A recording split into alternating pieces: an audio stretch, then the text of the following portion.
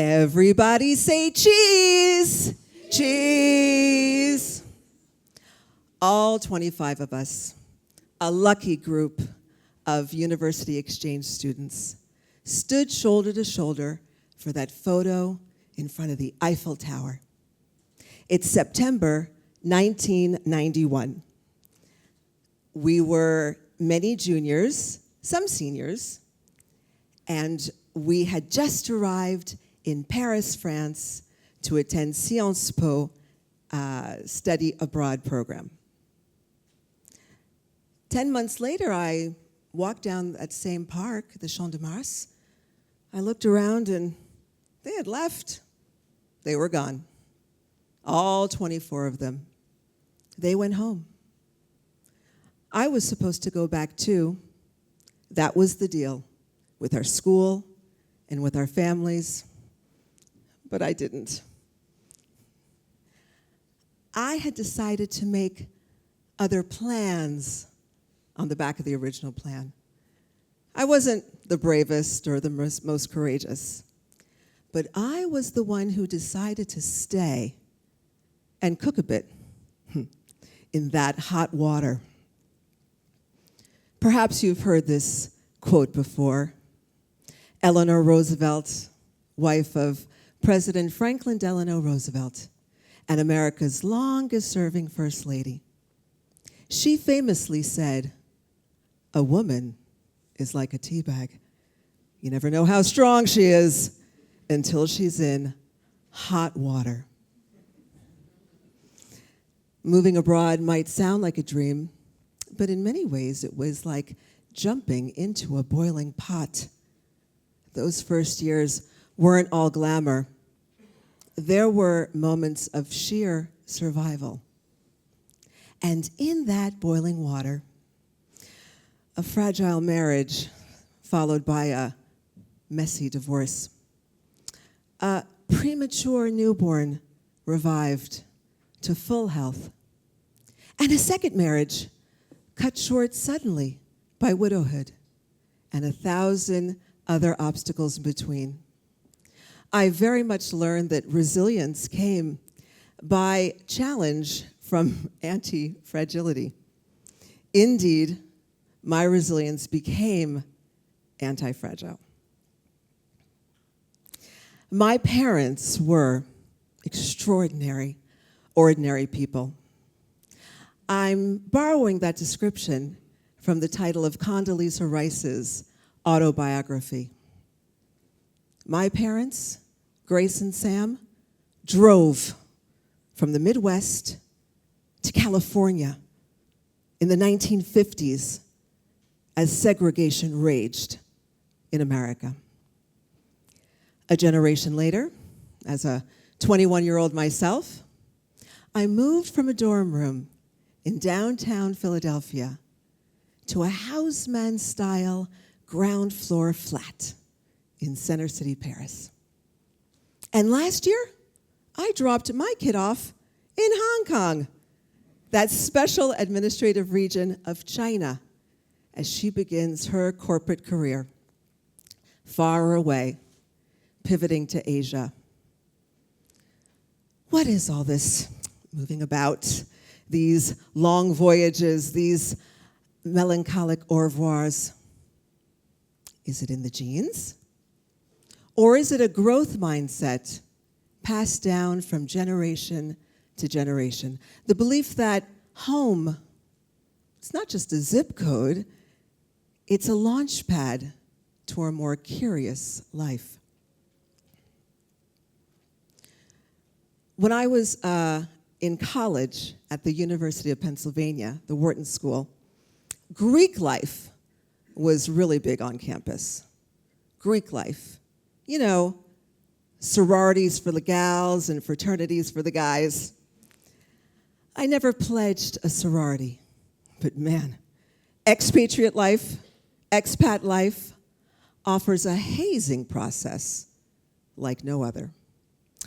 To remind, that verb to haze, it's kind of harsh tease or quirky tests in order to join a desired group. if you're looking for that word in your mind right now, in French, it's bizutage. The first haze would be, of course, that of cultural friction that comes with the acculturation curve. French and American cultural norms clash on the daily, sometimes on a minute-by-minute basis. You have to decide. It's probably not you, it's a cultural distinction. You have to learn to defend your ideas, but not your ego. I learned early that being unbothered is really a flex. So I encourage you to adopt being unbothered. Second, there's the haze of There's the haze of the sometimes humbling, yet always humiliating experience of getting your papers. Us expats, isn't that just a fancy word for immigrant? That means dealing with immigration services that are not always welcoming or kind. Consider that perhaps it makes sense, and that attitude of, what do you want, is to be taken lightly. Indeed, we should all just say that dealing with immigration services is a game. And it's a game we should play with a smile on our face, because they are very much indeed playing with you. And the third, and certainly the most dastardly haze, is that of the language barrier. This is where most people quit. Who are you if you can't express yourself? You have a CEO's mind and a toddler's vocabulary. But if you stick to the process, multilingualism, bilingualism is within reach. Indeed, if you carry on, something incredible happens. Science tells us that multilingual brain, in my case, the bilingual brain, isn't just learning new words, it's restructuring itself. By learning French, I didn't just learn new idiomatic phrases and palindromes and linguistic fault friend. I learned all new things about me. Indeed, it gave me access to new parts of myself that I didn't know. More analytical, perhaps more nuanced. So it's an amazing phenomenon, really, because when you're translating words, you may also be translating your entire personality, if not your soul. I never lost my American identity. In fact, despite annual trips to New York, New Jersey, Connecticut, Philly, and Chicago, the Bay Area, over time living in Paris, I became more American, more curious about United States history, its flaws, and its ideals valued universally until recently. Soon I dove into American politics head on. And today, as a side gig, I am a subject matter expert and thought leader on American politics and American elections. And I'm honored to be invited often on French television to speak on this topic. I never lost my American identity. I gained a complementary one. I became Franco-American, and I have a hyphenated child too. That hyphen is not a subtraction. It's an addition. It is a bridge between two worlds. Moving forward, I would imagine all new horizons in the future. In the future, it's not going to be enough to be a global citizen, but a multi-continent polyglot to fight against the disappearance of regional languages, to fight against language poverty online and off, to put value on dialects all over the global South.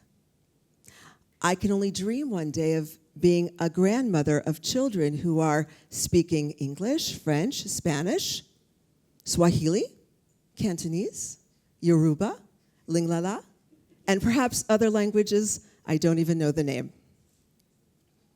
My story may sound unusual, but it's not that special after all.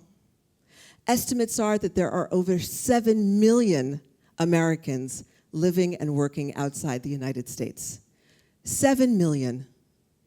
That's more than the population of many US states. We, not you, Canada, are the true unofficial 51st state. A global expat citizenry that understands that home is not just an address, but a mindset. You may not be from where you think you are, and you may have to go find yourself somewhere else. And what if that somewhere else is a half a world away? Moving abroad, it's a big ask, but it may be the only way for you to find those missing parts of yourself. You just have to be willing to jump into that hot water. So I ask you, where will you find yourself? Where will you find your 51st state? Where will you find your Paris abroad? My name is Ellen Kuntz. I moved to France 35 years ago, and I found the missing parts of me. Merci, Paris.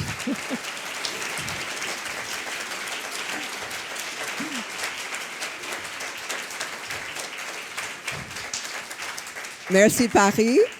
Merci, la France. Merci pour tout, et merci à vous.